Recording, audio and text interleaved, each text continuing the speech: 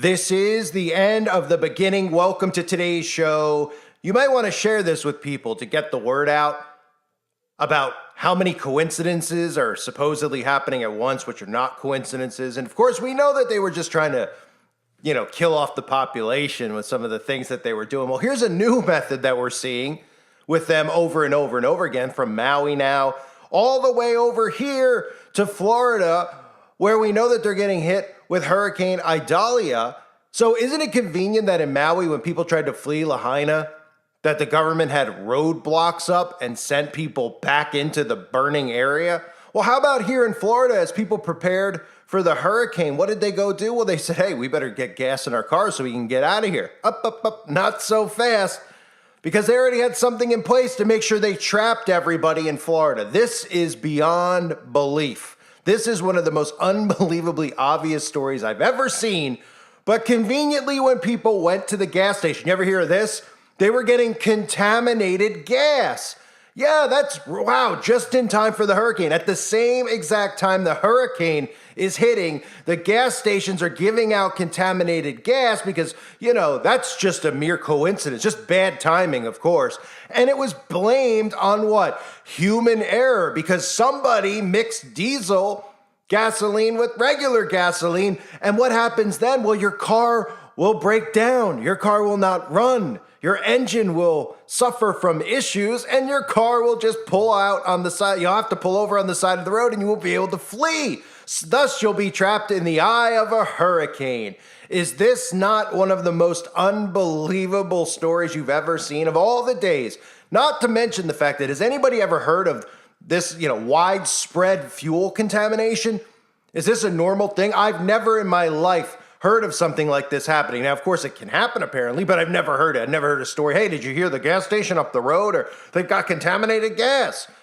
Or somebody that their engine went, and they were like, what happened? They're like, some idiot put diesel fuel and mixed it with gas and put it into my car. No one's ever heard it before, but now it's so widespread that multiple gas stations had this same issue right in time for Hurricane Idalia, where widespread fuel contamination is forcing people to stay in the middle of the hurricane. Look at this. Keith, really bad timing here. This tainted gas, we're told, can stop your car in its tracks.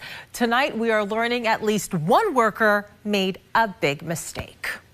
It has nothing to do with the storm, but it's happening right on the eve of the storm. Tonight, as Floridians brace for a hurricane, concerned some drivers could be stranded. State officials inspecting nearly 30 gas stations, including 13 in Tampa Bay. They say fuel supplied by Citgo was contaminated, and it can potentially damage your engine. If you filled up at one of the stations after 10 a.m. on Saturday, beware. It was Saturday afternoon, actually, about 2 o'clock.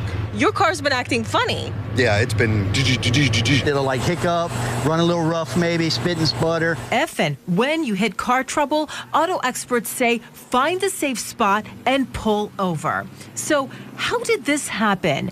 8 on Your Side has learned the contamination occurred at the Citgo terminal at Port of Tampa. The cause? Human error. The Port of Tampa Bay provides nearly half the fuel for the entire state of Florida. They are a major energy gateway. While Citgo is located here, port officials tell me they have nothing to do with Citgo. They say that Citgo owns the land, they hire the people, and any questions about what went wrong should be directed to the company. Tonight, a Citgo spokesman tells me they're, quote, conducting a complete review of the, quote, product routing issue at the terminal. Wilton Simpson, Florida's agriculture commissioner, is charged with investigating. He says that his agency has received more than 1,600 complaints thus far from consumers. My office will obtain all of the records and just determine what went wrong. Clearly, we don't want this to happen again. Citgo has been very forthright in this issue. Okay, so that car repair expert that I talked with, he says if your car gets damaged, it can be really expensive. That's why he says immediately pull over. So we are trying to find out, well, who picks up the bill if this happens? Citgo tells me they'll do it. They're asking that you initiate a claim through their website. I'll put all the information on our website. And guys, Commissioner Simpson tells me they're going to make sure that happens and the consumers aren't left with potentially a huge bill. 1,600 complaints. Nightmare timing, absolutely. And what is the state doing? Did they make the station stop selling the potentially bad gas? Yes, they say they did. And I talked with one owner immediately when they found out. They made them stop selling this bad gas. The commissioner says they'll be inspecting and testing. They have been inspecting and testing the gas. They hope to be done by tomorrow at the latest. So first they're focused on reopening all the gas stations because there's 13 in Tampa that are closed right now. Then they're going to look at accountability and what went wrong here. You literally you couldn't make this up. If you were writing a movie, okay, this probably would still be out of the realm of possibility. If you were like, we're writing a movie like The Day After Tomorrow, we're writing a hurricane movie, a storm movie, or Twister or something, right? Remember in Twister with the tornadoes, they were, monitoring the tornadoes, but then they had to run from the tornadoes, right? Well, imagine in Twister, they're monitoring tornadoes, and they're like, oh, the car won't start. You would just be like, oh, give me a break. It's like a horror movie with like Michael Myers or Jason Voorhees chasing after the person, and then conveniently their car doesn't start. And everybody in the theater's laughing because they're going, oh, give me a break. What are the odds their car doesn't start right now? Or the front door doesn't lock as Michael Myers is walking in, right? Well, you wouldn't even be able to write this in Hollywood because if somebody read the script, they'd say, that's too unbelievable and too obviously, just too scripted. It makes our story here look too scripted and too fake. Well, they don't need to do it in the movies because they're doing it day to day in real life. They're trapping people. As, of course, if the headlines about the hurricane weren't enough to wake people up, then I don't really know what is other than this story. Because we had stories like a small shift in Idalia's projected path could dramatically affect Tampa. Oh, a small shift in the path, right? And then what did I cover yesterday again? And what have I covered over the years? Showing you about how they can control the weather. All these guys openly, these scientists, Neil deGrasse Tyson, these people we're supposed to trust and talking about, well, you can control the weather to a point, but, you might not be able to directly control the exact location. But we don't want to blame it on scientists and error and experiments, et cetera. We want to blame it on carbon dioxide, of course. But clearly they shifted the path of it because this is exactly where they wanted to go, which was very close to Tampa. And what was going on really close to Tampa? Well, that's where these gas stations were suffering from these issues, right? Now, for those of you who are like, well, all right, that is a little bit suspicious. Okay, I might need more. Well, let's talk about Maui then. Because if you're not familiar with the fact that, number one, okay, if you don't want to believe the direct energy weapon, which is crazy if you don't, how about the fact that they barricaded people in and turned them right back into the fire? And who was responsible for that? Oh, right, the deputy, the sheriff, whatever you want to call him. It's the same guy who happened to be in this Las Vegas tragedy a few years ago, then decided he was going to leave Las Vegas and go to Maui, and then this just followed him there. Take a look at the thing in Maui, of course, with one of our best crisis actors or best actors, this sheriff deputy guy. I'm from Lahaina. And Jeremy, you've been there speaking with survivors. That's right. And I am at that critical intersection where the public is asking which roads were closed, which roads were not in the hours of 4 and 5 p.m.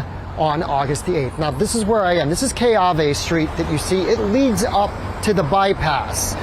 We know that at 3:30 p.m., the bypass was closed down.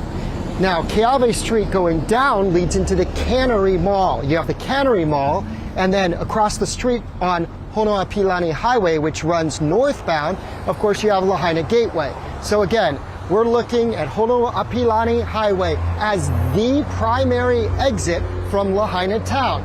We do know that there were downed power lines and that at some point Honoaupilani Highway was closed. I have spoken to survivors who told me they were directed down Keawe Street and into the Cannery.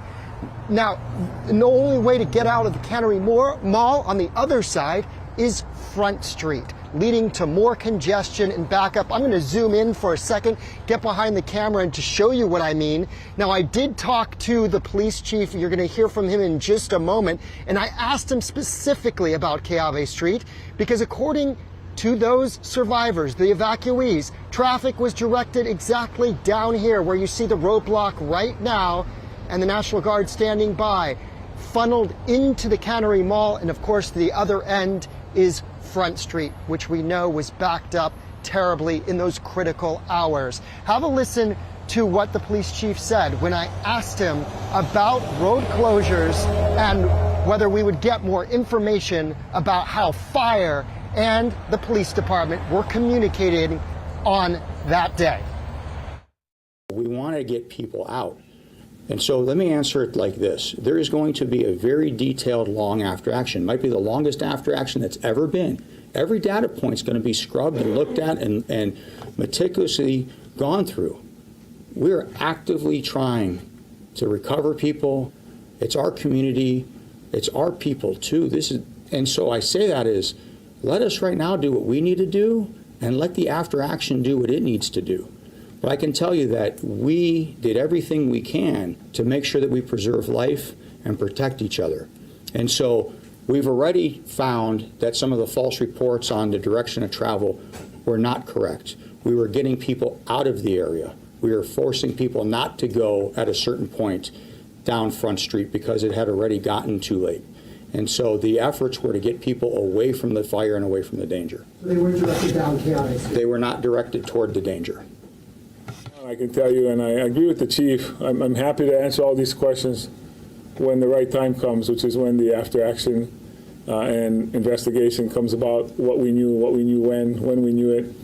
You folks know a lot more information today than we knew on that day. Everybody's taking information after the fact and applying it to then and asking how come we didn't know back then what we know today, because the answer is we didn't know back then what we know today. And that was the mayor responding to my question also about the live interview that the mayor gave with KITV4 in the 6 p.m. hour at 6:03 p.m. on Tuesday the 8th.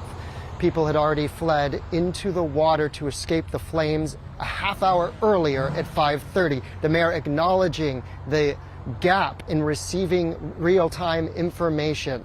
Now back here at Keawe Street where I am standing, this is what I asked the police chief about. You heard him say we directed people away from danger, but the question is, did they direct people into a traffic bottleneck? We will continue to follow this story because people have been asking, messaging me. They want to know answers. We're going to talk to more survivors, and we did put out a call for more video of blockades and more video of the situation as it unfolded. So they're trapping people. That's the narrative that we're seeing here. They are trapping people. Now, the fact that they're blaming it on human error is very, very laughable because this was not a human error. This, of course, was human created on purpose by these people who are responsible. I'm sure Citgo is, the executives there gave the orders and passed them down to their local Mason lodges or whoever's working at the gas station or whoever happened to deliver it. It was just a guy, dressed up in one of the Citgo driver's suits, I'm sure. And bada bing, bada boom, right? And of course, what is the other thing that this does? Because the stories are going to come out as this hurricane approaches. It's hitting, as of me recording this, it's beginning, right? Stories are going to come out about how people weren't able to evacuate because of the gas being contaminated. So what is it? What is the subliminal messaging there? Go electric, right? Now, they're not going to tell you that, well, if you had an electric car and all the stories about electric vehicles that are stuck in hurricanes, that they explode because lithium's not supposed to get drenched or wet. So when these cars are sitting in, in the garage with their lithium batteries and the houses flood, that these homes are going to burn down and blow up. And they're just going to say it's just a direct effect of the flooding. They're not going to mention the lithium batteries that these cars have inside of them and how dangerous they are. Only people like me will mention that. So subliminally, they'll say, well, this is another problem with gas, contamination, right? With an electric vehicle, they would have been able to escape. When the reality is, even if they had an electric vehicle that didn't explode, they wouldn't be able to get very far without a recharge, right? But it's subliminal programming about the dangers of gas or the struggles with gas or the hiccups with gas. We need to go electric all of a sudden. And they just beat it into people's heads whatever way they possibly can. So they've trapped people. And that seems to be the newest thing. Hit them with weaponized weather and trap them. Trap them wherever they are. So that way we don't just take their homes from them, we could also take their lives from them. That's what their hope is. Hopefully these people have to go right back into the eye of the hurricane and they won't be able to drive anywhere, so they'll have to get out of their car, and hopefully we can just wipe them away in the floods that we create, right? See how this is working? Because remember, they didn't get as many people as they hoped in their last experiment to kill off the population. Now, of course, we know more and more people are going to, be willingly lining up like the zombies they are. And, I'm at a point now where I'm like, well, if you're still in on this, in the beginning, I was like, hey, and I can't talk in deep detail about it. I can only talk about it on the website, uprisingrevival.com. For those of you that are new, this is the type of stuff that'll get you thrown off the internet. So I'll just say it in, code. But, a lot of people out there in the beginning who were going and getting tricked into taking a certain something, I felt bad for them. I know specific people, they got worked into the psychological op, even with Trump in the beginning, because it was his, he was the one who rolled it out. But at this point, anyone who's lining up, I have no sympathy for whatever happens. And I'm actually, if the worst happens, the worst happens, because we know which people are going to be the ones doing it. And obviously, I still would feel bad for the elderly, but at this point, if they don't get it, then, then what's the point? They're living useless existences where they can't think freely and can't think for themselves and can't see the obvious right in front of their faces. So anyway, that'll be another way they wipe people out. But how about this with the weaponized weather? Not just hitting people with weaponized weather, trapping them. Could it be more obvious that that's what they're doing? Trapping people? Setting a, state of emergencies, and then people who want to flee in their cars can't get anywhere because they're contaminating the gasoline, or even more crazier. I don't know which is crazier. You tell me in the comment section. The fact that they're contaminating the gas and then acting like this is a normal occurrence, which no one's ever heard of before, or in Maui, people running from fire and then having barricades in the road and sending them back. And of course you hear everyone's confused. They're like, well, the sheriff said they sent him on a different route. And then the guy's like, oh, well, did you know that route was they just sent him into a backup hole where they were just stuck in traffic and sitting ducks to get lit on fire? Like all the cars that we saw where they were just bumper to bumper burnt in the streets. I don't know. You tell me which one seems just more insane. They're pretty equal, right? It's pretty equal. So let me just give you a little rundown here. The gas was contaminated with diesel fuel, and it could harm engines and make them inoperable, just as Floridians seek gas for evacuations or generators. And like I said with the electric vehicle, it's not just a subliminal mind control method. If they start doing this around the country where they contaminate gas, your car is going to become defunct. That means you're going to fill up your car, you're going to drive somewhere. You could be somebody who's like, I'm never getting an electric vehicle, ever, like me, right? And your car breaks down for good because the engine is shot. It's gone because they poisoned the gasoline. You won't be able to sue them, by the way, because they won't be able to pinpoint. They'll be like, we don't know.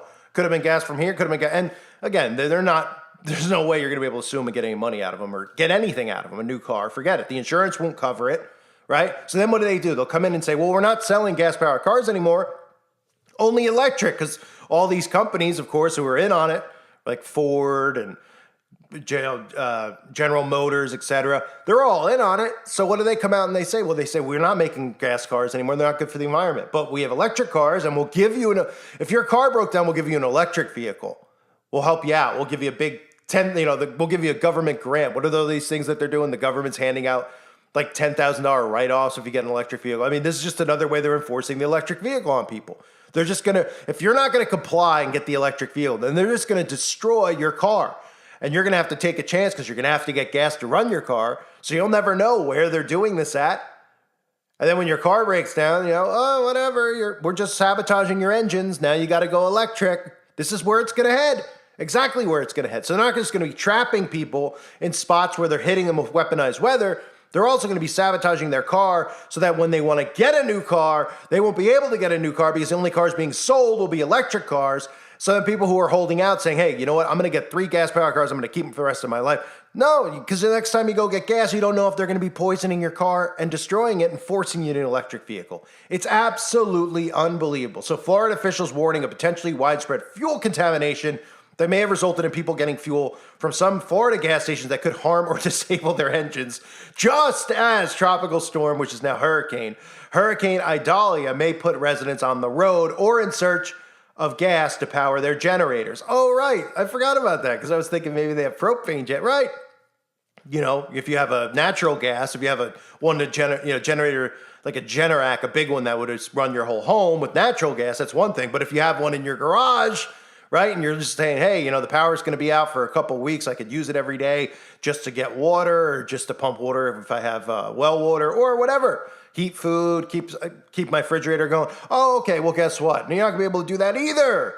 right? So this works really conveniently when they cut the power and then you say, well, I have a backup plan, I have a generator. No, you don't, because now the gasoline can also destroy your generator. Wow, incredible. So this is just obviously all coincidental, isn't it? I mean, there's no way that this is a formulated plan by these people. This is just all coincidence happening at the same time as a hurricane's coming in. Unbelievable. The Florida Department of Agriculture and Consumer Services issued an alert Sunday afternoon stating that gas that was supplied out of Port Tampa Bay by Citgo had become contaminated because of human error. And again, as you heard in the video, Tampa Bay, as you see in the screenshots, conveniently, the storm suddenly is like making a veer towards Tampa Bay. Wow, and that's where the gas happened. I mean, don't you love coincidences? It's a crazy world. It's crazy the amount of coincidences that are happening, right? If you're so blind that you can't see through the coincidences, I mean, what is the point for you at this point, really? I mean, is there a pointing going on? I mean, do you feel any emotion? Do you have anything going on in your head? Any sense whatsoever? I mean, these are not coincidences, clearly. I'm being sarcastic. This is a strategic attack on the American people. And they're using the boogeyman. And, conveniently, all of these things that are happening just tie into all their agendas, right? Oh my goodness, the gas-powered cars and the gas-powered generators, none of them are going to work because the gas is contaminated. We hate gas, says the government, right? We love electric, and we'll buy you your new electric vehicle just so you go electric. And then we can, of course, shut your car off or blow it up as we please, Don't mention about how the fact that people with electric cars in Florida right now, if they're going to get flooded, are probably going to have their houses blow up, because that's a pretty common theme with electric vehicles and hurricanes. So, ladies and gentlemen, you tell me how coincidental it can get. Now, I recommend you share this video with people so that they can maybe just look at this and be like, yeah, that's a little bit weird. Because it's not just, Maui keeping you trapped in there. Then you got Florida keeping you trapped. You also throw in the agendas with gas, right? It's all just a little too convenient, isn't it? Or is it too coincidental? Or, are we going to start waking up and realize that a government who calls us its own people terrorists because they don't agree with their ideologies, their own government is actually attacking us? So maybe at some point we should do something about it and wake people up and maybe do more, okay? So share this with people. Reminder, please subscribe to my backup channel if you haven't. It's very, very important you do that now, because this video probably will get a strike. At any moment I can get one. It could be something like this. It could be something like talking about Madonna, for all I know. I've gotten strikes talking about Jared Leto, the world's worst actor. And, for bullying. Apparently they could be bullied by criticizing them, of course, because they're very sensitive, weak human beings, like most of these people we're living among. So please subscribe to my backup channels, and please join uprisingrevival.com if you haven't yet. There is a lot of stuff coming this fall, really in a week or two, that people need to know about, especially the mandates, etc. I cannot talk about it here. I will not talk about it here because I'm just asking to get taken down, and I'm not going through that again. But that's what the website's for. It's $2.99 a month. I understand some people out there, they say they can't afford it. Who am I to say whether they can or can't? It's the price of a bottle of water, a price of a McDonald's hamburger for a month's worth of unlimited content. The forum is completely full of activeness. Is that a word? People are actively posting all the time in the forum, sharing real information, real news. Okay, that's not going to get taken down like on Facebook or on YouTube. So I recommend people get over there. And again, I have exclusive videos over there if you like my content where it can be uncensored. So check out the website, uprisingrevival.com. It's linked below. I also have a Patreon for anyone out there that wants to support the channel. A lot of people ask how they can. Those are all there. But please, at the very least, subscribe to the other channels and share this video. Wake people up. It's getting way too obvious at this point. And if you don't see it, you're really, really, well, what's the word? Dumb. Thanks again for being here, everybody. God bless all of you, as always, and your families.